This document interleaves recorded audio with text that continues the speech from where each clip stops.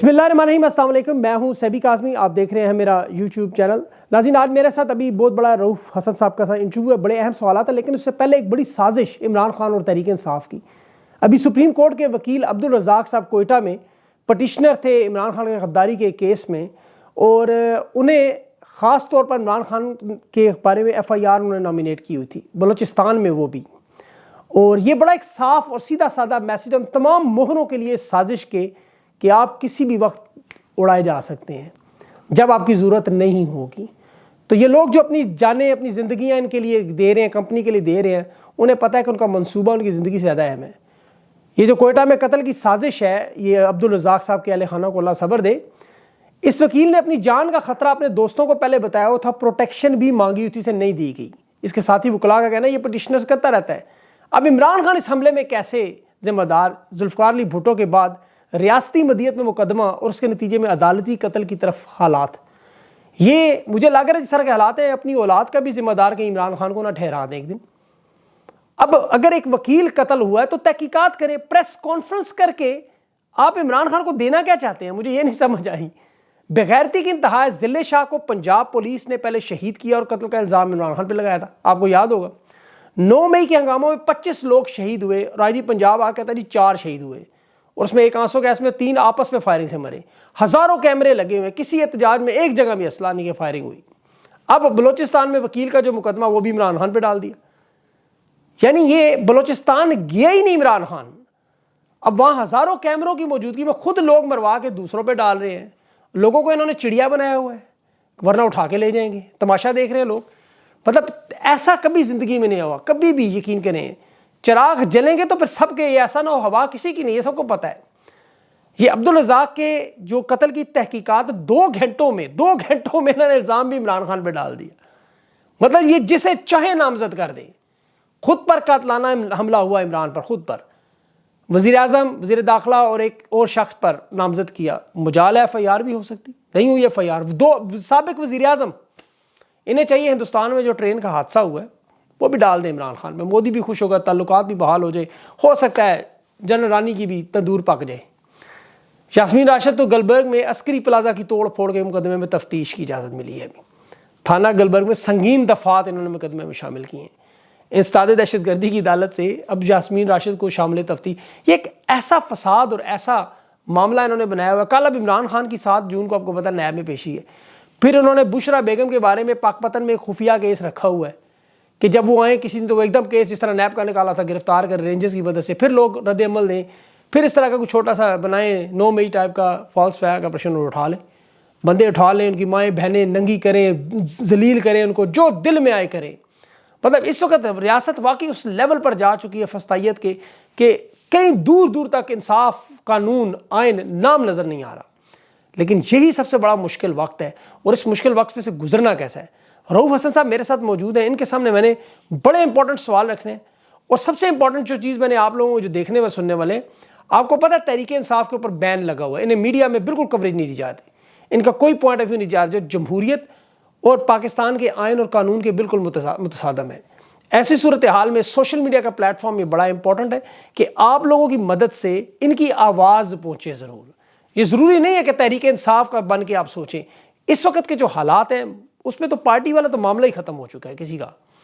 इस सूरत हाल में जब भी किसी के ऊपर बैन हो, कल को अगर मिसाल के तौर पर बैन लगा हो किसी भी जमात के ऊपर, मैं उसे अपना प्लेटफॉर्म देने के लिए तैयार हूँ हर वक्त। लेकिन इस वक्त जिस प्रोग्राम को आपने ज़रूर शेयर करना है, कोशिश करेंगे हम तमाम अक्रॉस द बोर्ड इसको लाइव भी कर दें ताकि ज़्यादा से ज़्यादा लोगों तक आवाज़ पहुँचे और ये मामला पहुँचे। क्योंकि ये इस तरफ जा रहा है मामलात कि जहाँ शहादतें हो रही हैं, लोगों की इज्जतें उछाली जा रही हैं, और आगे से वहाँ दूसरी तरफ कोई डेनमार्क में, नॉर्वे में बैठा। खैर चलो इस पर बात करते हैं। मेरे साथ अब रऊफ़ साहब मौजूद हैं, मिलते हैं एक छोटी सी ब्रेक के बाद। Welcome back from the break जी। मेरे साथ रऊफ़ साहब मौजूद हैं। आप जैसा कि जानते हैं कि उन्होंने एक बड़े क्रूशल टाइम पे जिम्मेदारी संभाली, उनसे कुछ बात करते हैं। अच्छा रऊफ़ साहब, ये बताइए, 1-2 दिन से सोशल मीडिया पर ये चल रहा है कि 7 जून जो कि कल है, इस्लामाबाद में इमरान खान साहब को गिरफ्तारी का दोबारा प्लान बन रहा है। अगर खान साहब को गिरफ्तार किया जाता है तो इस पे तहरीक इंसाफ का क्या रद्द अमल होगा, और खान साहब और आप लोग क्या एक्सपेक्ट कर रहे हैं? जी, ये स्पेकुलेशन हो रही है, सही कह रहे हैं आप। देखिए, मैं जब से मैंने टेक ओवर किया, मैं एक बात करता हूं कि हम एक पॉलिटिकल पार्टी है, सियासी जमात है, हमारे सियासी अहदाफ हैं, और हम उनको सियासी तरीकों से हासिल करने की कोशिश करेंगे। अब अगर उसमें खान साहब को गिरफ्तार किया जाता है, तो जो भी कॉन्स्टिट्यूशन ने हमें राइट्स दिए हैं, जो हमें कर सकते हैं with in the domain of the constitution, हम वही करेंगे। उससे उससे उससे بعید, उससे बाहर निकल के हम कोई काम करने का ना इरादा रखते हैं, ना ही हम करेंगे। लेकिन मुझे बिल्कुल ये नहीं समझ आती कि ये हर पेशी के ऊपर खान साहब को गिरफ्तार करने की कोशिश क्यों करते हैं, जबकि ये तमाम मुकदमात जो उनके खिलाफ दर्ज हैं, ये फेक एंड फ्रिवलस है। ये उनको खुद भी पता है।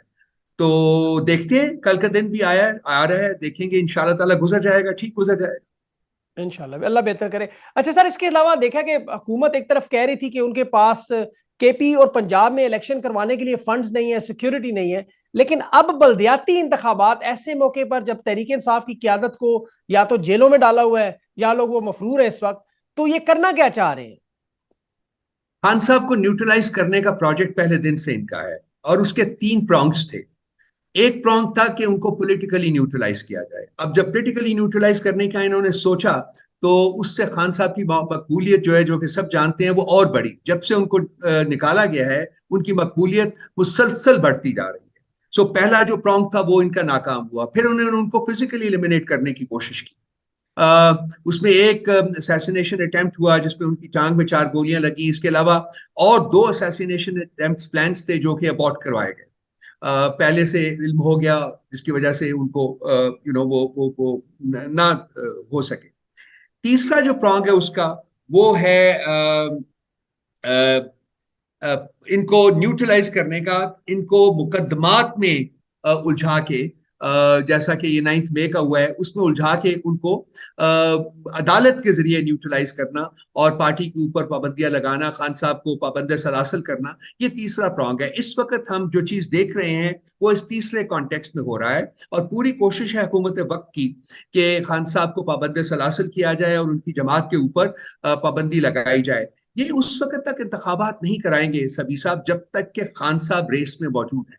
लेकिन इनको ये समझना चाहिए कि खान साहब अगर फिजिकली बाहर हैं, नहीं भी हैं, तो उसके बावजूद जो उनका वोट बैंक है वो ना सिर्फ कायम है, बल्कि वो दिन ब दिन बढ़ता जा रहा है। और वो लोग जो खान साहब के साथ हैं, वो खान साहब को वोट इसलिए नहीं देंगे कि खान साहब खुद बजाते खुद मौजूद होंगे। उनका खान साहब का वोट जो है वो कमिटेड वोट है, और खान साहब अगर खुदा न खास्ता अल्लाह ना करे कि वो पाबंद सलासल भी होते हैं, तो फिर भी वो वोट खान साहब का है। सो इलेक्शन तो ये जीत नहीं सकते हैं। लेकिन जैसा कि आपने आपने कहा है कि उस वक्त इनके पास 20 बिलियन रुपए नहीं थे, और आज इनके पास अरबा रुपया जो है, जो ये खर्च करने को लोकल बॉडीज के इलेक्शन के ऊपर करते हैं। तो ये हुकूमत वक्त की जो मतलब कॉन्ट्रडिक्शंस है, म्यूचुअल कॉन्ट्रडिक्शंस है, और इसके साथ साथ उनकी जो डिफाइंस है कॉन्स्टिट्यूशन की, रूल ऑफ लॉ की और जुडिशरी की, वो खुल के सामने आ गई है। मेरा नहीं ख्याल कि पाकिस्तान की तारीख में या इस खित्ते की तारीख में या शायद दुनिया की तारीख में कोई भी हुकूमत ऐसी हो। आज इस हुकूमत का स्टेटस क्या है, ये देखिए। ये एक नेशनल असेंबली, ऐसी नेशनल असेंबली के साथ हुकूमत चला रहे हैं जहां के जो कि कॉन्स्टिट्यूशनली मैंडेटेड नंबर्स जो हैं उससे तकरीबन 43-44% कम है। तो इनकम्प्लीट एक वो असेंबली है। इस वक्त इनकी जो पंजाब में हुकूमत है, केयर टेकर हुकूमत है, वो अनकॉन्स्टिट्यूशनल है और इलीगल है, क्योंकि वो कॉन्स्टिट्यूशन के मैंडेटेड 90 डेज से आगे एक्सटेंड हो चुकी हुई है। यही हालत जो है वो इनकी केपी की हुकूमत है। सो इस शरीफ फैमिली के पास जो तीन इन्होंने हुकूमतें हैं, वो तीनों इस वक्त अनकॉन्स्टिट्यूशनल है। तो इनका ना कोई मतलब आई डोंट अंडरस्टैंड कि इनमें ये किस तरीके से इतना वो इंसान में इतनी बेशर्मी होती है कि जी वो इस सब कुछ करने के बावजूद भी। और देखिए जुडिशरी के साथ इनका जो जुडिशरी की ये डेली बेसिस पे कंटेम्प्ट है। और मैं unfortunately I am very sad to say कि मैं जुडिशरी के भी कॉन्टेक्ट से हाई डिसअपॉइंटेड हूँ। मेरा हमारा ख्याल था कि जुडिशरी अपने तय, अपने लिए, अपनी जो एक उसकी कॉन्स्टिट्यूशनल पोजीशन है उसको सेफ गार्ड करने के लिए कुछ एक्ट करेगी, लेकिन वो नहीं करी। अंडरस्टैंडेबली उनके ऊपर भी बहुत प्रेशर है, उनके बच्चों को भी उठाने की धमकियां दी जा रही है, और बहुत से इस किस्म के काम किए जा रहे हैं। So it see we are in the midst of Pakistan is in transiting to becoming a crime land. बिल्कुल सही। मेरे जैसे शख्स के लिए जो कि एक कमिटेड आदमी है, जो यहीं पैदा हुआ, यहीं उसने मरना भी है, मैंने सारी जिंदगी में बहुत सी टेम्पटेशंस जो उनको रेजिस्ट किया कि जी मैं चला जाऊं, कहीं चला जाऊं। तो मतलब हमारे लिए जो है कोई जो है मतलब कोई हमारे मुश्किल है पास बड़ा। कहने को बात नहीं होती कि जी हम बिल्कुल। किस तरीके से आगे बात ये बढ़ाएं, जो कि मतलब जो अनफॉर्चुनेटली इन लोगों ने अपनी अपने अपने मुल्क की जो शक्ल इस वक्त बना दी। अच्छा, अभी आपने बात की रौसब, जैसे कि उनकी मजबूरियां हैं, कुछ की बच्चे हैं उनकी वीडियोस, क्या आपके बच्चे नहीं है, या जो लोग इस वक्त इमरान खान के साथ खड़े हैं क्या उनकी फैमिलीज नहीं है, क्या उनके बच्चे नहीं है, या उनको डर नहीं लगता? जो खवातीन खड़ी हैं इस वक्त सारी, तो ये लोग कौन है जो खड़े हैं और वो लोग कौन है जो भाग गए हैं? अ, आप सिर्फ पीटीआई की बात कर रहे हैं? जी जी, पीटीआई की। या देखिए सभी अगर आप if you go back in history, तो पीटीआई जब एक बड़ी पार्टी बनने का प्रोसेस जो शुरू हुआ था 2011 में, तो उस वक्त हमने फ्लड गेट्स खोले थे और हर किस्म के लोग जो है वो पार्टी में शामिल हुए थे। उस वक्त भी लोग थे पार्टी के अंदर बैठे हुए, मेरे जैसे आइडियोलॉजिकल लोग थे जिन्होंने इसको अपोज किया था कि जी हमें फिल्टर लगाने चाहिए कि कौन से लोग पार्टी में आ रहे हैं, क्या वो जेल करते हैं हमारी आइडियोलॉजी के साथ, जो चीज हम करना चाह रहे हैं मुल्क में। तो उस वक्त कुछ गलतियां हुई हमसे और बहुत सारे लोग हमारे पास आए। फिर 2018 के इलेक्शंस में भी कुछ और लोग इसी तरीके से पार्टी में आए। तो मैं फील करता हूं कि मेरा इसमें आर्टिकल भी आया था तकरीबन लास्ट हफ्ते जी, कि मेल्टडाउन तो है पार्टी का, लेकिन ये वो एक फीनिक्स मोमेंट भी है बिल्कुल। कि वो जल के एक फिल्टर हो रहा परिंदा है। जो है दोबारा वो अपने अपने फिर दोबारा वो जिंदगी उसको मिलती है। मैं जी फील करता हूँ कि ये गॉड सेंड है और दो किस्म के लोगों ने पार्टी को छोड़ा है। बहुत कम लोग नंबर जो है वो उन लोगों का है जो कि जेन्युइन प्रेशर के अंदर आके थ्रेट्स वगैरह की वजह से उन्होंने पार्टी को छोड़ा है, लेकिन बहुत ज्यादा नंबर उन लोगों का है जो कि फ्लाई बाय नाइट थे और वो घोंसला देखते हैं कि जिस घोंसले में इक्तदार का सूरज तुलू होना हो तो उसमें जाके पहले से बैठ जाते हैं। तो हम्म, पार्टी से उन लोगों का चला जाना मैं फील करता हूँ कि एक क्लेंसिंग प्रोसेस का एक हिस्सा है और मेरा ख्याल है कि हम इसमें से गुजर के एक ज्यादा मजबूत पार्टी के तौर के ऊपर इमर्ज करेंगे। और वो लोग जो कि जिनको थ्रेटन किया गया, जिनके बहुत सारे उन्होंने हथकंडे इस्तेमाल किए, मैं उसमें नहीं पढ़ना चाहता बिकॉज दे आर जी जी। हेरोइंग। तो वो पार्टी में वो नाखुश हैं पार्टी को छोड़ के। और मेरा बिल्कुल। ख्याल है कि पार्टी को अपने दरवाजे उनको दोबारा एक्सेप्ट करने के लिए खुले रखने चाहिए अगर वो इंटरेस्टेड हुए किसी स्टेज के ऊपर पार्टी में आने के, जबकि मुल्क के हालात जो है वो बेहतर हो जाते हैं। लेकिन बल्क ऑफ द पीपल, सभी साहब लेट मी रीइटरेट, वो ऐसे लोगों की थी जो फ्लाई बाय नाइट है और वो चले गए हैं। और अच्छा हुआ, बहुत अच्छा हुआ कि वो चले गए हैं। पार्टी जो है, बिल्कुल। जैसा कि मैंने अर्ज किया पहले, ज्यादा मजबूत, ज्यादा जी ताकतवर जी। होकर इमर्ज करे। नहीं, बिल्कुल ठीक, ब्लेसिंग इन डिस्गाइज कह सकते हैं सर। लेकिन ऐसे इसके साथ साथ अभी कुछ उभाम भी पाया जाता है, जैसे असद कैसर है, असद उमर है, परवेज खट्टक है। इनके बारे में अभी लोगों को समझ नहीं आ रही कि उन्होंने अपने ओहदे छोड़े हैं, लेकिन क्या ये पार्टी के अंदर मौजूद है? अगर मौजूद है तो किस कैपेसिटी में? They are just like normal workers. और दूसरा, इसके साथ साथ अगर इसमें ऐड ये भी कर लें कि अभी जो लोग जैसे जेलों में इस वक्त फंसे हुए हैं, वो सनम जावेद है, तैयबा राजा, इस तरह के मुख्तलिफ लोग हैं जो पार्टी के लिए स्ट्रगल कर रहे हैं। जब वो लोग वापस आएंगे तो क्या आप उन्हें और उन जैसे नौजवान लोगों को मेन स्ट्रीम जो पॉलिटिक्स है उसमें हिस्सा देंगे? ये बहुत ही इंपॉर्टेंट सभी ने आपसे सवाल किया है, मैं इसका डिटेल में जवाब देना चाहूंगा। एक तो पहला जी जो जी। हिस्सा था इसका कि वो लोग जिन्होंने कि पार्टी के ओहदे छोड़े लेकिन पार्टी में मौजूद हैं, वो it's neither here nor there. जब आपने पार्टी के ओहदे छोड़ दिए तो एक लिहाज से आपने पार्टी को छोड़ दिया। अब वो अगर हैंग ऑन करना चाहते हैं तो वो करते हैं, कब तक करेंगे मेरा नहीं ख्याल कि वो है। शायद वो भी देख रहे हैं, अपनी ऑप्शंस को वे कर रहे हैं। जब उनकी ऑप्शन जो उनको मिलेगी, जब उनको पता चलेगा, तो मेरा ख्याल है कि वो कुलियतन पार्टी छोड़ देंगे। पार्टी में दोबारा आना उनका मुझे मुझे कम से कम बहुत मुश्किल लगता है, बिकॉज बेसिकली ये वो मौका था जबकि कमिटमेंट्स जो है वो गेज हुई हैं, उनको देखा गया है कि कौन सा पार्टी के साथ कमिटेड है, कौन नहीं है। और ये लोग उस कमिटमेंट के ऊपर, उस बेंच मार्क के ऊपर बिल्कुल पूरे नहीं उतरे, जो जो कुछ भी कह लीजिए। चले, अब ये आपने बात की है सनम जावेद जैसी लड़की की। मैं तो कहूंगा जी, उस बच्ची को आप लाहौर से जब भी नेशनल इलेक्शन होते हैं, उसको मरियम नवाज के खिलाफ उसको खड़ा करें। अच्छा, ये बात वो मैंने भी बच्ची देखी जो सर है आपकी। वो हमारी प्राइड है। और सिर्फ वही नहीं, बल्कि मेरी आंखों में आंसू आ जाते हैं जी, शी इज अ जब टफ मैं कुकी। इन खवातीन को देखता नहीं, नहीं, इसमें कोई शक नहीं सर, लेकिन हूँ। कुर्बानी दे रही है। Incredible, they are tough incredible. Cookies, example बनी है मर्दों के लिए। They are very strong bill, characters. मैं कहता हूं बिल्कुल सभी बनी है। इन लोगों का जज्बा, इनकी बहादुरी देखने के काबिल है। इसमें कोई शक नहीं, गॉड इसमें ब्लेस कोई देम, शक नहीं। गॉड ब्लेस देम, लेकिन गॉड इन ब्लेस लोगों देम। ने सर उम्मीद, देखे ना, मैं जो इस चीज को देख रहा था कि अभी उन लोगों को ये हो गए, ये किसी भी पार्टी में, मैं तहरीक इंसाफ की बात नहीं कर रहे इन जनरल, जब भी इस तरह की फस्तायत हो, जुल्म हो, जबर हो, तो इस तरह के लोग जब सामने आते हैं, उन्हीं लोगों का आगे से कैरेक्टर बिल्ड होके पार्टी की असल जो क्यादत है यहीं से निकलती है। तो I think that's a great chance for PTI और पाकिस्तान। अच्छा सर, कल इमरान बिल्कुल खान साहब सही ने कहा, एक ट्वीट किया, तभी बड़ा अहम। आपने बिल्कुल सही कहा। Let me interject here. To me ये लोग पीटीआई की फ्यूचर लीडरशिप है, जी जी। बिल्कुल। अच्छा कोई सर, अभी बिल्कुल कल भी नहीं है मेरे जहन में। जी, कल खान साहब ने एक ट्वीट किया जो एक एमपीए के साथ सरासर इंसानी हकूक की खिलाफ वर्जी है। सुप्रीम कोर्ट, हाई कोर्ट, उसमें आप लोग क्या कोई पिटीशन दायर करेंगे, उनको फिर उनकी तवज्जो दिलाओगे, दिलाएंगे कि देखें यार ये हो क्या रहा है? मैं इसको इस तरीके से देखता हूं कि क्या सुप्रीम कोर्ट को और हाई कोर्ट को नजर नहीं आ रहा कि मुल्क में क्या हो रहा है? हम तो तवज्जो दिलाएंगे सभी साहब, हम तो जरूर दिलाएंगे।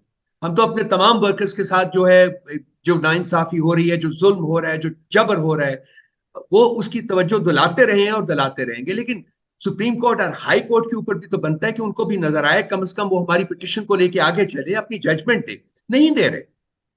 अब उनके ऊपर भी क्या कोई तलवार लटकी है? लटकी होगी, लेकिन फिर भी उनकी कॉन्स्टिट्यूशनल रिस्पॉन्सिबिलिटी बनती है। It's one of the three pillars of the state, बिल्कुल सही बात। Along side parliament and executive. अगर ये भी फेल हो जाएगी, और अनफॉर्चुनेटली तारीख जो है पाकिस्तान की, वो जुडिशरी के बारे में कोई एक पॉजिटिव जजमेंट नहीं देती है। यही वो लोग हैं जिन्होंने डॉक्ट्रिन ऑफ नेसेसिटी के तहत डिक्टेटरशिप्स को लेजिटिमाइज किया। यही वो लोग हैं जिन्होंने बहुत सारी और एलिबाइज के पीछे खड़े होकर मुजरिमीन को हुकूमत करने की इजाजत दी। यही सुप्रीम कोर्ट ने रात को 12 बजे खान साहब को निकालने के लिए अदालत लगाई थी। Let's not forget that. बिल्कुल सही। लेकिन आज इतना जुल्म और इतना जबर देख के भी ये जजमेंट देने से कतरा रहे हैं। तो मतलब अगर जुडिशरी जो होती है, एक जो कि इंसाफ जो है वो डिलीवर जब जिस माशरे में नहीं होता, वो माशरा वो तनज्जुल का शिकार होता है। तो बिल्कुल अगर सही ये बात। जुडिशरी जो इस तरीके से हाथ पे हाथ धर के बैठी रहेगी और जजमेंट्स नहीं देगी और डरती रहेगी, ये जो कुछ भी है, तो मैं फील करता हूँ कि इस मुल्क का कोई मुस्तकबिल नहीं है। बिल्कुल सही बात। क्योंकि जो हुकूमत है, उन्होंने तो पार्लियामेंट को जुडिशरी के खिलाफ खड़ा कर दिया है। वो तो उन्होंने आपस में लड़वा दिया, क्योंकि उनके मफाद में यही था कि जुडिशरी को फैसले देने से रोका जाए, और वो अपनी उस मोटिव में कामयाब हुई। जुडिशरी फैसला नहीं दे पा रही। अब देखिए, ये जो कंटेम्प्ट केस है पिछले 4 महीने से लटका हुआ है। क्यों नहीं वो कंटेम्प्ट में वो अपनी जजमेंट देते? आप उनको जिन लोगों ने कंटेम्प्ट, जो कंटेम्नर्स हैं, उनको क्यों नहीं वो पकड़वाते? लेकिन नहीं कर रहे। तो बिल्कुल ये सही बात। It's a sad state, it really is a sad state. जिस मुल्क में डिसफंक्शनल हो जाते हैं इंस्टीट्यूशंस, उस मुल्क का फ्यूचर जो है, उसका मुस्तकबिल जो है, वो तारीख हो जाता है। बहुत तारीख हो जाता है, बिल्कुल सही बात है। अच्छा ये बताएं रऊफ साहब, अभी जिस तरह आपके पास जू लीडरशिप यहाँ से, आपको पता है लोग पार्टी को छोड़ रहे हैं, पीछे से इमरान खान एक बड़ा अच्छा काम कर रहे हैं, फिल फोर उसको रिप्लेस कर रहे हैं किसी दूसरे बंदे से। आपके पास आई थिंक 1500 प्लस कैंडिडेट्स मौजूद है, 345 के असेंबली के लिए और इसी तरह एमपीएस के लिए, और आप लोगों की तैयारी मुकम्मल है। तो ये जो इंतखाब होने जा रहे हैं, अभी देखिए बिलावल और मरियम के जलसे हो रहे हैं कश्मीर बाग में, खान साहब का वीडियो मैसेज गया है। अगर यही सूरत हाल जनरल इलेक्शन में भी हुई, इन्हीं पाबंदियों के साथ, इन्हीं आपको पता है लेवल प्लेइंग फील्ड जिन्होंने मांगी थी लंदन प्लान के मुताबिक, तो आप लोग कैसे इलेक्शन लड़ेंगे? हमारा वोट बैंक जो है वो सॉलिड है। हमारा वोट बैंक श्रिंक नहीं किया, बड़ा है और बढ़ रहा है। खान साहब पाबंदे सलासल भी होंगे तो तब भी हम, हमारा वोट बैंक हमारा है, वो वोट देंगे। और मैं आपको एक चीज आप इसको याद रखिएगा। मैं कह रहा हूं कि ये इस होने वाले इलेक्शन में जब भी ये होता है, मुझे तो अभी पूरी उम्मीद नहीं है कि ये कहा इलेक्शन करवाएंगे। ये उसी वक्त करवाएंगे जबकि इनको यकीन कामिल होगा कि अब खान साहब नहीं जीत सकते, और वो भी गलती करेंगे। मैं फील करता हूं कि जब भी इलेक्शन होगा, जो टर्न आउट होगा, वोटर टर्न आउट, वो तारीख, पाकिस्तान की 75 साल तारीख में सबसे ज्यादा वोटर टर्न आउट होगा। और वो इसलिए होगा कि तमाम यूथ जो है वो खान साहब के साथ है इस वक्त। और मैं जितने लोगों से मिला हूं, वो कहते हैं जी पहले सिर्फ हम अकेले वोट देते थे, अब हम अपने सारे खानदान को, अपने सारे दोस्तों को साथ लेके जाएंगे। मैं I expect that the voter turnout will be somewhere close to 70-75%, not more. तो ये वो तो है रेकॉर्ड लग रहा पाकिस्तान, है। वो है खान साहब की जीतने की जो नवीद है, वो ये वोटर टर्नआउट लेके आए। बिल्कुल सर, जहां तक हमारी रिसर्च है, आपको पता है पूरी टीम इस पे लगी रहती है, लोग कह रहे हैं बस एक दफा इलेक्शन आने दो, इस तरह जैसे उन्होंने अपना वोट संभाल के रखा हुआ और मारना है डब्बे के ऊपर। तो इसमें कोई शक नहीं, नो डाउट कि अभी तो एक बल्कि सर्वे जो ट्विटर पे चला था उस पे 93% तक ट्विटर पे जो लोगों ने डाला हुआ था vote, on ground I think it's more than 75 plus, could be more, जहां तक जो लग रहा है सर्वे से स्टैट्स के मुताबिक। अच्छा, अभी जो सर डायरेक्शन है, लेट्स से हाइपोथेटिकल हम सिचुएशन है, लेकिन अगर इमरान खान साहब को अरेस्ट कर लेते हैं तो पार्टी की क्यादत कौन संभालेगा?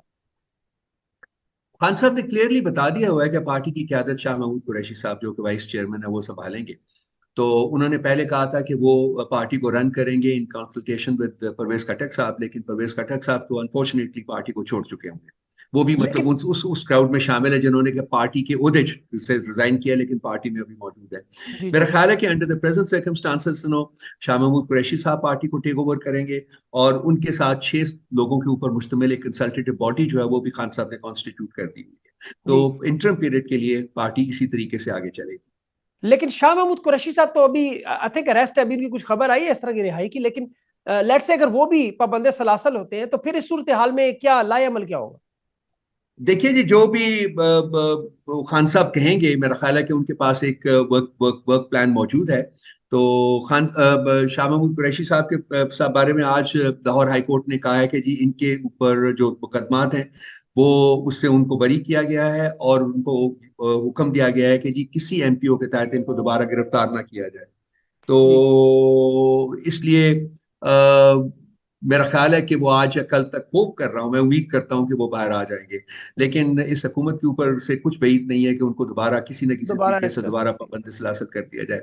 वो नहीं आते तो जो खान साहब ने कमेटी तश्कील दी है, अगर खान साहब को कल अरेस्ट किया जाता है जैसा कि आपने पहले अपने सवाल में कहा था, जी तो फिर वो उस वो कमेटी जो है वो अपना एक लीडर मुंतखब करके वो पार्टी को मैनेज करेगी। एक डिफिकल्ट फेस होगा, लेकिन मेरा ख्याल है कि होपफुली अच्छी एहसन तरीके से ये भी गुजर जाएगा। जी। अच्छा सर, यहाँ पे भी अता तारड़ अभी प्रेस कॉन्फ्रेंस कर रहा था, अभी थोड़ी देर पहले उसने बताया कि वो जो कोयटा में जो गद्दारी का मुकदमा उन्होंने बनाया था, वो वकील है, वो उसको उसका मर्डर हुआ, तो वो कह रहा है कि हम लोग इमरान खान साहब का नाम उस केस में भी डाल रहे हैं, वो मुकदमा इनके ऊपर नामजद करेंगे।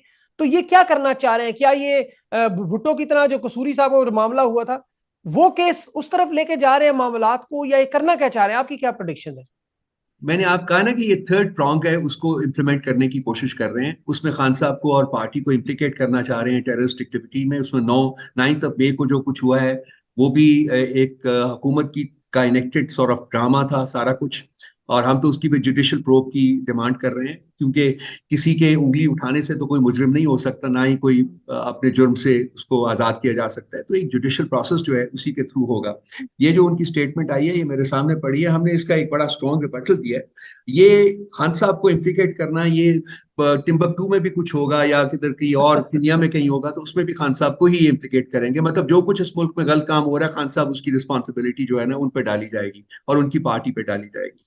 हमने ये डिमांड बदकिस्मती है। किया है कि जी प्राइम मिनिस्टर को और इंटीरियर मिनिस्टर को ओहदों से इस्तीफा देना चाहिए, और उनको उनके उनके उन, क्योंकि वी फील कि ये जो है ये हुकूमत का किया धरा है, और ये खान साहब को इम्प्लीकेट करने के लिए ही सोल पर्पस इसका वही है।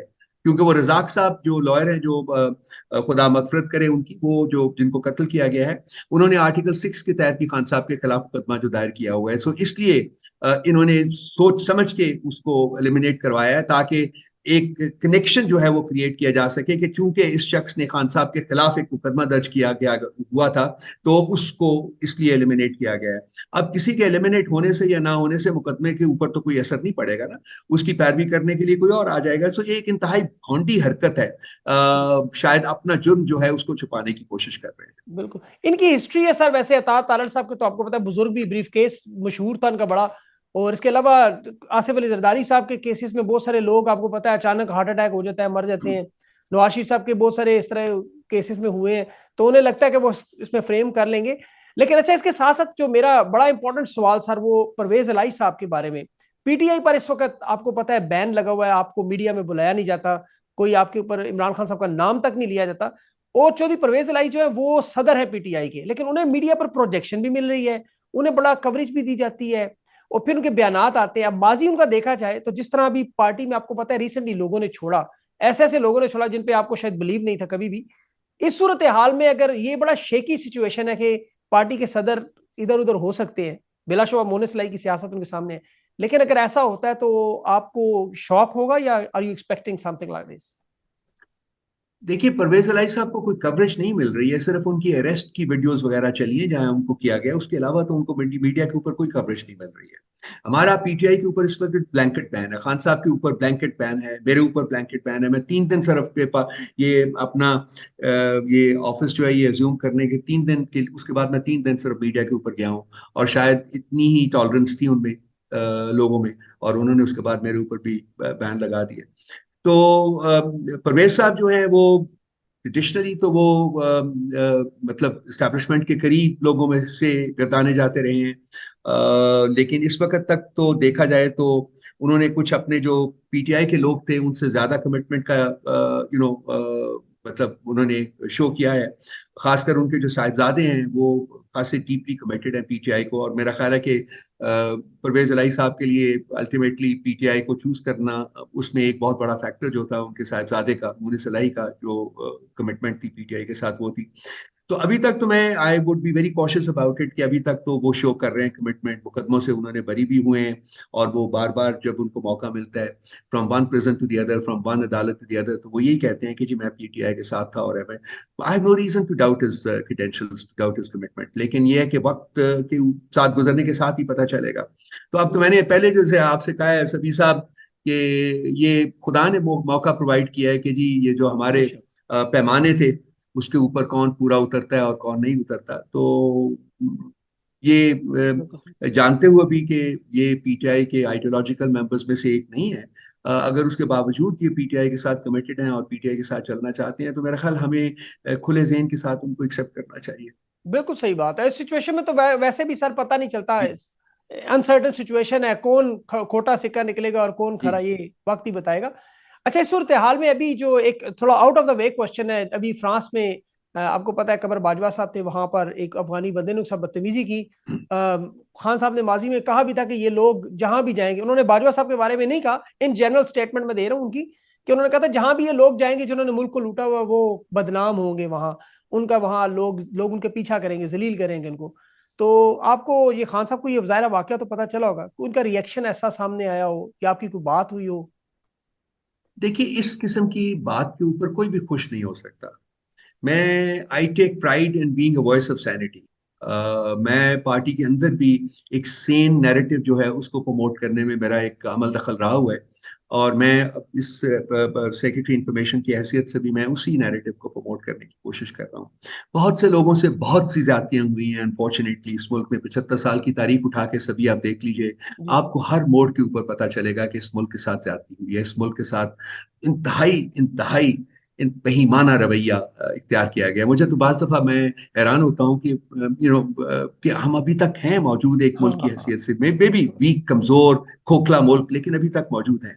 जो हमने इस मुल्क के साथ किया है उसके बाद तो कोई जस्टिफिकेशन नहीं रहती इस मुल्क के बड़ी कायम रहने बेरहम की। तारीख है सर हमारी, इसमें कोई शक नहीं। बहुत ज्यादा, बहुत ज्यादा।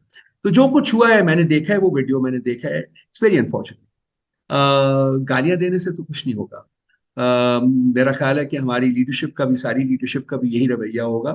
लेकिन इन लोगों ने जो ज्यादती की है, आई होप कि वो हर आता है किसी एक स्टेज आती है जबकि हमें ये खत्म कर देना चाहिए और ये करना चाहिए, अंदर देखना चाहिए अपने अंदर कि हमसे क्या गलतियां हुई हैं। तो ये भी वो लोग हैं, मतलब जन साहब भी वो लोग हैं जिनको चाहिए कि वो जरा थोड़ी सी देर बैठ के आंखें बंद करके जरा सोचें कि इनसे क्या हुआ है, इस मुल्क के साथ क्या किया है उन्होंने अपने दौरे इक़्तिदार में। तो शायद कुछ मुस्तकबिल के लिए कोई रेमेडी हो सके। लेकिन इस किस्म के रवैये के ऊपर मेरा नहीं ख्याल कि हमारी लीडरशिप या खान साहब नो वो कोई मतलब कोई खुशी होगी या खुशी का हाँ, इजहार करेंगे, नहीं, ऐसा नहीं। बिल्कुल। एक मतलब मुझे तो अफसोस इस बात का है कि एक chief of the army staff को इस तरीके से उनके साथ किया गया। Chief of the army staff एक एक देखिए, इस पाकिस्तान जैसे मुल्क के लिए फौज एक कलियदी रोल रखती है, बिल्कुल और सही उसका बात। जो हेड है वो, ये जो फौज के जो लोग हैं, जो सिपाही हैं, जो लड़ते हैं, जो ऑफिसर्स हैं, नॉन कमीशन ऑफिसर्स हैं, जूनियर कमीशन ऑफिसर्स हैं, वो अपनी जान तक अपने चीफ के कहने के ऊपर देते हैं। अगर वो होते बाजों हैं पे होते लड़ रहे हैं और वो शहीद होते हैं तो ये कमांड इसमें किसकी है? उस चीफ की है। तो इस चीफ को, जो चीफ है फौज का, उसको हर कंट्रोवर्सी से अबव होना चाहिए, सही उसकी है। उसकी दिल से इज्जत होनी चाहिए। तमाम कौम में पाकिस्तान की हर फर्द को उसकी इज्जत करनी चाहिए। जी। लेकिन अनफॉर्चुनेटली, बदकिस्मती से, पिछले कुछ अरसे से एक कंट्रोवर्सी क्रिएट हुई हुई है। मेरी मेरी मेरी ख्वाहिश भी है और मेरी दुआ भी है कि हम इसको जल्द हल कर लें और जी जो फौज का जो एक अपना कलीदी किरदार है उसको रीस्टैब्लिश किया जाए, रीट्रेट किया जाए, और अवाम में उसकी जो इज्जत है, उसकी जो इस किस्म की जो चीज है वो दोबारा कुलियतन बहाल हो सके। जी। अच्छा सर, एक बड़ा इंपॉर्टेंट सवाल अभी इसी से रिलेटेड जो आपने बात की, क्या कोई रिकॉन्सिलिएशन का कोई मिडल वे? खान साहब ने तो कहा है कि मैं काफी दफा, I am happy to talk to anyone, I am a politician, हर वक्त हमारे लिए दरवाजे खुले हैं, आपको पता है, उनके लिए, तो इसमें तो कोई प्रॉब्लम नहीं है। लेकिन क्या वजह है, लोग इस चीज को जानने से कासिर हैं कि आखिर क्या वजह है, इमरान खान से ऐसा कौन सा गुनाह या जुर्म हो गया कि इतनी बड़ी सजा देने की कोशिश, कि जी पार्टी तोड़ दी जाए, उसको कातलाना हमले, उसके साथ मतलब वो तमाम सलूक जो माजी में ऐसा हो चुका है हमारे, आप जैसे आपने कहा, बेरहम तारीख है, बेनजीर भुट्टो के साथ भी ऐसा हो चुका, किसी हद तक नवाज शरीफ साहब के साथ भी या बाकी लोगों के साथ भी। लेकिन जिस अंदाज में खान साहब को कॉर्नर किया गया, ये भी एक तारीख में एक अपनी मिसाल बनने जा रहा है। तो आखिर प्रॉब्लम क्या है और उसको ठीक कैसे करेंगे? प्रॉब्लम की तो हमें तो कम से कम खान साहब ने अपनी तकरीरों में भी कहा है कि मुझे समझ नहीं आ रही है, क्योंकि उस दिन मैं बैठा हुआ था उनके पास, तो वो रॉयटर्स का पेश इमाम साहब जो है वो इंटरव्यू कर रहे थे उनको, तो उन्होंने भी कहा है कि जी ये, वो उसने पूछा कि जी कोई बिटरनेस कहाँ है, ये क्यों है, कहते हैं मेरी तरफ से तो कुछ नहीं, ये सवाल तो उनसे होना चाहिए कि क्या वजह है, क्यों ये हो रहा है, क्यों कर रहे हैं। तो मेरा ख्याल है कि ये एक सही एक तरीका है, क्योंकि हमने तो वो जो कमेटी है वो भी कॉन्स्टिट्यूट कर दी है, हमने निगोशिएट करने का भी की तय हैं हम लोग, हमने कहा है कि जी हम निगोशिएट करने के लिए तैयार हैं। एक पार्टी के अंदर कुछ लोगों ने ये भी कहा है कि जी असल जो स्टेक होल्डर्स हैं, असल जो पावर होल्डर्स हैं, उनके साथ एक्चुअली बात होनी चाहिए। सो बेसिकली मेरे हिसाब से तो दोनों के साथ होनी चाहिए। जो पॉलिटिकल लीडरशिप है यहाँ बैठी हुई तख्ते लाहौर, तख्ते इस्लामाबाद के ऊपर, उनसे भी बात होनी चाहिए। हाँ और बिल्कुल सर, जो सुलह हदेबिया हाँ में हमने हाँ देखा कि रसूलुल्लाह सल्लल्लाहु अलैहि वसल्लम ने एक सेट किया नैरेटिव, उन्होंने बात की, एक मिसाल है हमारे लिए जिंदगी सीखने के लिए। लेकिन रऊफ साहब, कहीं ना कहीं तो लेट से कुछ लोग तो कहते हैं, मुझे यहाँ जो ऑस्ट्रेलियन या दूसरे लोग मिलते हैं, वो लोग पूछते हैं, अक्सर और बेशतर वो लोग पूछते हैं कि शायद इमरान खान जो यूक्रेन गए थे, वो एक बड़े क्रिटिकल टाइम में जाके, सॉरी रशिया गए थे जब, तो ये एक उनकी शायद बहुत बड़ी जो इंटरनेशनल लेवल पे उन्होंने उस वक्त लोगों को लगा, इंटरनेशनल स्टैब्लिशमेंट को, शायद खान साहब खड़े हैं इस वक्त, एंटी वेस्ट हैं, रशिया कैंप में चले गए हैं, ये बहुत बड़ी रीजन हो सकती है, क्योंकि हमने माजी में भी देखा। तो आपको लगता है कुछ इंटरनेशनल फिनोमिना इसके पीछे जरूर है? देखिए, मेरे मैं चूंकि खान साहब ने उसको डिक्लासिफाई किया था, तो साइबर एक रियलिटी है। नेशनल सिक्योरिटी कमेटी की मीटिंग जो हुई जिसमें उन्होंने इसको gross interference in Pakistan internal affairs करार दिया, वो भी एक रियलिटी है। फिर उसके बाद जब खान साहब की हुकूमत हट गई और जो मौजूदा वजीर आजम है, इनकी सरबराही में जो अगली एनएससी की 37th आई थिंक एनएससी की मीटिंग हुई, उसमें उन्होंने रीइटरेट किया उन फाइंडिंग्स को जो कि 36 मीटिंग में जो खान साहब ने प्रिजाइड की थी उसमें, कि ग्रोस इंटरफेरेंस है। ये सब रियलिटीज हैं। जो यूक्रेन का, रशिया का जो विजिट है, उसको एक लार्जर कॉन्टेक्स्ट में देखता हूँ सभी साहब, क्योंकि ये मेरा फील्ड है, फॉरेन पॉलिसी जो है इज वेरी जी क्लोज टू जी। My heart. उसको पाकिस्तान की एक कोशिश, अदना कोशिश थी कि वो एक इंडिपेंडेंट फॉरेन पॉलिसी जो है उसको परस्यू कर सके। रशिया उसमें से एक कैक था, एक पैक था, और भी बहुत कुछ था। हम चाहते थे कि हम ये जो शैकल्स हैं हमारे ऊपर 75 साल से, सीटो सेंटो के, वॉर ऑफ टेरर के, उसके बाद फॉर्मर सोवियत यूनियन के खिलाफ जो लड़ाइयाँ थी, फिर ये ड्रोन अटैक्स का, ये सारा एक कैप्टिविटी का शाखसाना है, जो कि बहुत अर्ली ऑन हमने अमेरिका के साथ, उनके साथ माहिदों में शरीक होकर हमने पाकिस्तान को वर्चुअली गिरवी रख दिया था। तो ये बिल्कुल। खान साहब की कोशिश थी, उनके साथ बात भी हुई थी कि खान साहब इस गिरावट से पाकिस्तान को निकालना चाह रहे थे, और वो कह रहे थे कि आजाद मुल्क की हैसियत से हमारा हमारा हक है कि हम अपनी आजादाना फॉरेन पॉलिसी जो है उसको बनाएं और उसको परस्यू करें। तो रशिया का जो विजिट था उस एफर्ट का एक हिस्सा था। लेकिन मेरा ख्याल है कि वो जो हमारे ट्रेडिशनल एलाइज हम्म। हैं वेस्ट में, उनको, जैसा कि आपने कहा है अपने जी कमेंट जी। में, शायद उनको नाला गुजरा, और अनफॉर्चुनेटली उनकी उनके इस एटीट्यूड में कुछ हमारे जो डोमेस्टिक एक्टर्स हैं, प्लेयर्स हैं, वो भी शरीक हुए, और इंटरफेयर हो उसका जो अंजाम था वो खान साहब की आउस्टर में मिला। देखिए, पाकिस्तान ने अगर तरक्की करनी है सभी साहब, and this is going beyond जी पार्टी जी। एफिलिएशन, पॉलिटिकल एफिलिएशन और समथिंग एल्स बेसिकली, तो पाकिस्तान को एक आजाद मुल्क की हैसियत से इमर्ज करना होगा। पाकिस्तान आजाद मुल्क नहीं है, जी इस वक्त भी आजाद नहीं है। मुझे वो फैज साहब का वो नज्म याद आती है, सुबह आजादी, ये दाग दाग उजाला, ये शब गुजीदा सहर, वो इंतजार था जिसका ये वो सहर तो नहीं, ये वो सहर तो नहीं जिसकी आरजू लेकर चले थे यार कि मिल जाएगी कहीं ना कहीं फलक के तश्त पर तारों की आखिरी मंजिल। कहीं तो होगा शबे सुस्त मौज का साहिल, कहीं तो जाके रुकेगा सफीना गम दिल। सभी वो सफीना गम दिल 75 साल से अभी चल रहा है, रुका नहीं है। बिल्कुल, क्योंकि बहुत ये जो खूबसूरत, बहुत पाकिस्तान, खूबसूरत। अच्छा राउफ साहब, इसी से ये कनेक्टेड एक और क्वेश्चन। पाकिस्तान की जो इंस्लेवमेंट है जी वो जी। जारी है। जब तक आपको ये इंस्लेवमेंट नहीं रुक खत्म करेंगे, पाकिस्तान को आजाद नहीं करेंगे इस इंस्लेवमेंट से, उस वक्त तक पाकिस्तान तरक्की नहीं कर सकता। ये बिल्कुल सही खान सर, एक साहब के हाथ छोटा में सा हो, इसके अल्लाह साथ करे। ऐड कर ले क्वेश्चन। शहबाज गिल अभी फॉरेन एजेंट भी बने हैं अमेरिका में, आपको पता, लॉबिंग भी कर रहे हैं। 86 के करीब आई थिंक मोर और less Democrats join him already. तो एक वेस्ट की तरफ से एक आप प्रेशर भी साथ डेवलप हो रहा है अभी ऑस्ट्रेलिया में, कनाडा में। आप देखिए जहां दुनिया में पार्लियामेंट्स में बड़ी बातचीत थी, यहाँ भी मेरी पार्लियामेंटेरियन से बात हुई। They are really concerned about this human rights violation, especially in Pakistan and particularly in Imran Khan's how he's getting debt right now। तो इसमें जो सारी इस वक्त हम ओवरऑल वर्ल्ड में देख रहे हैं, एंटी वेस्ट का जो लेबल खान साहब पे लगाने की कोशिश की वो नहीं चला। वेस्ट इज स्टिल टॉकिंग, लेकिन अभी भी थोड़ा सा बीच में उनके अभी वो मुबहम सी उनकी है कि ग्रज सी कि यूक्रेन के मामले पे। Do you think it's part of the reason? देखिए, खान साहब ने बड़ा क्लियरली अपनी पॉलिसी को डिफाइन किया गया है। उन्होंने ये कहा था कि हम तमाम ममालिक से अच्छे ताल्लुकात चाहते हैं और उन ममालिक में रशिया भी शामिल है। ये उनकी पॉलिसी का बिल्कुल एक चंद अल्फाज में वो बयानिया था। सोवियत यूनियन के साथ आपको अगर तारीख में जाएं वापस, तो मैं आपके साथ एक लंबी गुफ्तगू कर सकता हूँ किसी जी वक्त जी अगर जरूर, आप नेक्स्ट टाइम टाइम निकालें, मैं इंशाल्लाह। बैठूंगा। तो सबसे पहले जो 1947 के बाद जिस मुल्क ने हमें इनवाइट किया था हमारे प्राइम मिनिस्टर को, वो रशिया। फॉर्मर सोवियत यूनियन था। यस आपको ट्रू। याद होगा, जी वो जी आज बिल्कुल तक भी बिल्कुल। फॉरेन ऑफिस के हाँ, कुछ लियाकत लोग अली अभी खान तक साहब इसको उधर चले गए थे बजाय उधर जाने के। यू नहीं, राइट। उसके बाद ये 1948 में हमें इनविटेशन मिला था।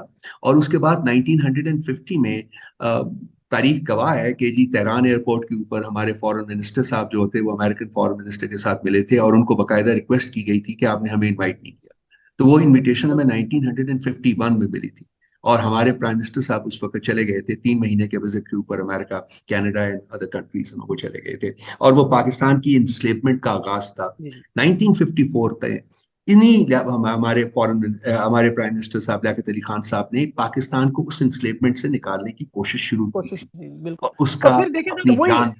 आप देखें उसी तो पैटर्न पे अगर देखें फिर लियाकत अली खान साहब के साथ क्या हुआ, फिर जब भी जिस भी कि मैं लीडर ने थोड़ा सा खड़ा होने की कोशिश की, चाहे वो पाकिस्तान में हो या आलम इस्लाम में हो, उसके बाद उसे इंटरनेशनल एस्टेब्लिशमेंट ने दे मेरी मिलाक काइंड ऑफ रिमेम्बर्स के बना दिया आप निशाने इबरत। इसमें हिस्ट्री है, बिल्कुल सही आपको कह पता रहे है, हैं। अनफॉर्चुनेट इस द इवेंट्स। तो अब खान साहब के साथ जो हो रहा है अभी, आपको लगता है कि इसका आपके माइंड में हल क्या है? आपको क्या लगता है कि अब क्या होगा? मैं वही कहूंगा कि सैनिटी शुड प्रिवेल।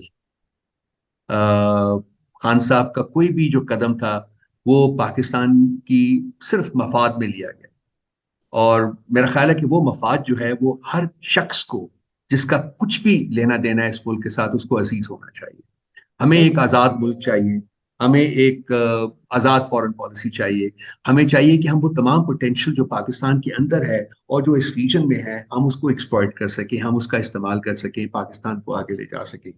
जब तक सभी ये नहीं होगा, ये बड़ी लंबी बहस है। जी मैं जी, I would that's love to very sit long battle. Exhaust आपसे, मैं ये करना चाहूंगा फॉरेन पॉलिसी के जरूर ऊपर जरूर किसी वक्त।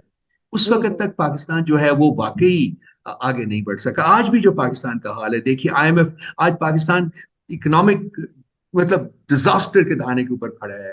एक हमारे पास पैसे नहीं है।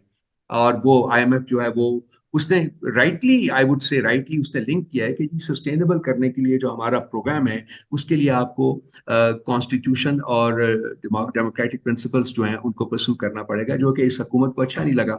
लेकिन बिल्कुल ये तमाम जो इंटरनेशनल ऑर्गेनाइजेशन हैं, इनको पता होना चाहिए कि जो वेस्टर्न बेस्ड इंटरनेशनल ऑर्गेनाइजेशन हैं, उनका ये एक फंडामेंटल प्रिंसिपल है कि जी वो जमहूरी ममालिक को वो उनको सपोर्ट करती हैं। तो इसलिए मेरा ख्याल है कि उस कॉन्टेक्स्ट में भी अगर हमें, मेरा ख्याल है कि अभी तक हमें IMF की जरूरत है, हमें पैसे चाहिए, लेकिन हमें सेल्फ सफिशिएंट होना पड़ेगा। सेल्फ बिल्कुल सफिशिएंट सही होने बात। के लिए हमें जो पास्ट है, जो हमारी एक ट्रेडिशनल पॉलिसी रही होगी, उससे हमें हटना पड़ेगा और देखना पड़ेगा कि हमें वो क्या क्या इकदाम उठाने पड़ेंगे जिससे कि हम अपने जो रिसोर्सेज हैं उनको जनरेट कर सकें और अपने रिसोर्सेज के बलबूते के ऊपर हम सर्वाइव कर सकें और आगे बिल्कुल बढ़ सही। सकें, रादर देन कि जी अच्छा। हम हर साल हमारा कर्जा जो है वो बढ़ता जाएगा पिछले साल बढ़ता से। जाएगा। आफ्टर ऑल पे बैक वो इंस्लेवमेंट की एक वजह जो है वो कर्जा भी है, बिल्कुल ठीक जो है। हम हर साल हमें और कर्जा चाहिए होता है, तो ये एक इंस्लेवमेंट की वजह है। जब तक हम उससे छुटकारा हासिल नहीं करेंगे, हम ये एक किसी न किसी तरीके से वो इंस्लेवमेंट के जो है ना वो शिकार रहेंगे। शिकार रहेंगे। सर मेरा उस पर काइंडली आप वी लॉग आज देखिएगा, जो आपने बातें की exactly said word to word 25-25 billion के, मैंने तो काफी डिटेल में किया, अगर टाइम मिला तो आप जरूर देखिएगा। अभी रोहू साहब, अवाम जो पाकिस्तानी लोग आपको देखेंगे इंशाल्लाह, आई होप कि इंटरव्यू वायरल हो जाएगा, क्योंकि मीडिया आपको टाइम नहीं दे रहा, तो हमारी कोशिश होगी कि अक्रॉस द बोर्ड, मेरी लोगों से भी दरख्वास्त होगी, इसको ज्यादा से ज्यादा शेयर करेंगे हर प्लेटफॉर्म पे, तो इट बी वायरल। अभी जो अवाम देख रही है, उन्हें क्या मैसेज देना चाहते हैं खान साहब, अगर अल्लाह ना करे अरेस्ट होते हैं, पॉलिसी जिस तरह भी चलती है, अवाम क्या करे? आप अवाम को कुछ मैसेज दे दें। पुरअमन एहतजाज, मुकम्मल पुरअमन एहतजाज, ऐसा एहतजाज जिसकी इजाजत हमें हमारा दस्तूर कॉन्स्टिट्यूशन देता है, जिसकी इजाजत हमें हमारा रूल ऑफ लॉ देता है। हमने कॉन्स्टिट्यूशन को और रूल ऑफ लॉ को फ्लाउट नहीं करना, हमने कॉन्स्टिट्यूशन के अंदर रह के अपने आप को एक्सप्रेस करना है। मैंने अभी वो लिखा था, एक ट्वीट मैंने किया है, वो मैं मैं शायद आप अगर कहें तो मैं आपको पढ़ के सुना दूं, लेकिन वो इस तरह के जी, जब फस्तायत और इस किस्म की चीजें एक हद से आगे बढ़ जाती हैं तो वहां खामोश रहना जो है वो एक जुर्म हो जाता है और जुल्म हो बोलना जाए। एक जरूरत बन जाता है। बिल्कुल दुरुस्त कह रहे पाकिस्तान हैं। अपनी तारीख के उस मरहले से गुजर रहा है जहाँ के सोचे जब ये एक सोचे समझे मंसूबे के तहत उसको कमजोर किया जा रहा है, और यहाँ आवाम के लिए बोलना अब एक मजबूरी है। जी लेकिन वो बोलना जो है बिल्कुल। सभी साहब, वो जमहूरी तकाजों के अंदर, कॉन्स्टिट्यूशन के अंदर, रूल ऑफ लॉ के अंदर रह के होना चाहिए, और बिल्कुल उसमें सही किसी बात। किस्म का वायलेंस नहीं होना चाहिए। खान साहब हेट्स वायलेंस, और उन्होंने अपने पॉलिटिकल कैपिटल जो है वो उन्होंने पे किया है। तो आपको टोटली पता है एग्री। 25 मई टोटली को एग्री। वापस किया कि उन्होंने टोटली एग्री किया, सर, लेकिन पुरमन, हाँ मैंने जी। वायलेंस जो है वो नहीं होने देनी। जी। सो राहुल कॉन्स्टिट्यूशन इज साहब, सुप्रीम। आप सर इसमें बहुत बड़ा वैल्यू एडिशन है पीटीआई में। आई हैव टू से एडमिट दैट, ऑनेस्टली स्पीकिंग, मैंने जिससे बात की कि लोग बड़े दे हाईली रेट को, आपके जो आपकी नॉलेज है, आपकी जो स्पीकिंग पावर है, जो आपके आर्ग्यूमेंट्स हैं, लोग पूछ रहे हैं किधर थे पहले क्यों उन्होंने इतना टाइम जाया किया। और ये आपने जो बात की फिल्टर वाली, बड़ा अच्छा हुआ कि पीटीआई से ऐसे लोग गए और आप जैसे लोग सामने आ रहे हैं। अभी तो पता नहीं पीछे कितना टैलेंट है जो लोग सामने आने चाहिए। जी, अपने रऊफ हसन साहब का सारा इंटरव्यू देखा, उनकी बातें सुनी, बड़ी ज़बरदस्त बातचीत, लंबी होनी चाहिए थी। कोशिश करूंगा इंशाल्लाह, इनकी नॉलेज से मैं वाकई बड़ा इंप्रेस हूँ, स्पेशली फॉरेन पॉलिसी के वाले से, जो मेरा भी आपको पता है बड़ा फेवरेट सब्जेक्ट है। तो कोशिश होगी कि रऊफ साहब को अगली एपिसोड में ज़रा लंबे टाइम के लिए लूँ, ताकि उनके साथ खुल के बातें हों। देखते हैं कल होता क्या है। बाकी आपके साथ इंशाल्लाह अपडेट रहेंगे। अपना ख़ास ख्याल रखें और दुआओं में। लेकिन आखिर में एक दफ़ा फिर इस प्रोग्राम को आप ज़रूर शेयर करें ज़्यादा से ज़्यादा, जहाँ तक लोगों को दिखा सकें। इसके हिस्से काटें, इसके टुकड़े काटें, लेकिन इसे आपने ज़्यादा से ज़्यादा, क्योंकि इस वक्त मीडिया पर पाबंदियाँ लगी हुई हैं। अपना ख़ास ख्याल रखें। मुझे इजाज़त दें। अल्लाह हाफ़िज़।